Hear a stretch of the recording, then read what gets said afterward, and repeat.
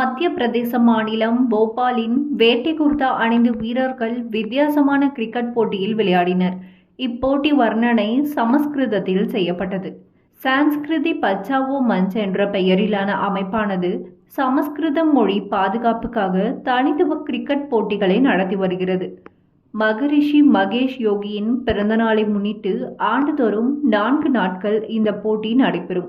3வது ஆண்டாக நடத்தப்படும் மகரிஷி கோப்பைக்கான போட்டியில் பங்கேற்கக்கூடிய அணி வீரர்கள் வேட்டி மற்றும் குர்தா அணிந்தபடி விளையாடுவார்கள். பழமையான சமஸ்கிருத மொழியை ஊக்குவிக்கும் நோக்கத்துடன் மகரிஷி மைத்ரி தொடர் என்ற பெயரில் போட்டிகள் நடத்தப்படுகின்றன. இதில் வேத பாரம்பரியம் கொண்ட குடும்பத்தினர் பங்கேற்கின்றனர்.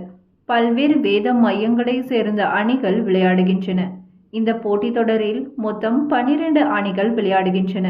கிரிக்கெட் போட்டியில் விளையாடும் அணி வீரர்கள் ஒருவருக்கொருவர் சமஸ்கிருதத்திலேயே பேசிக்கொள்கின்றனர். அவுட், நோபால் உள்ளிட்ட விஷயங்களை நடுவரும் சமஸ்கிருதத்திலேயே கூறுவார். போட்டியில் தலா 10 ஓவர்கள் பந்து வீசப்படும். இந்த போட்டியில் டென்னிஸ் பந்து பயன்படுத்தப்படுகிறது. மேலும் இந்த போட்டியில் வெற்றி பெறும் அணிக்கு ரூபாய் 31,000 பரிசு தொகையும், 2வது பரிசாக ரூபாய் 21,000 மற்றும் 3வது பரிசாக ரூபாய் 5,000 வழங்கப்படும். இந்த தொடரில் பங்கேற்கும் ஒரு வீரருக்கும் நினைவு பரிசும் வழங்கப்படும்.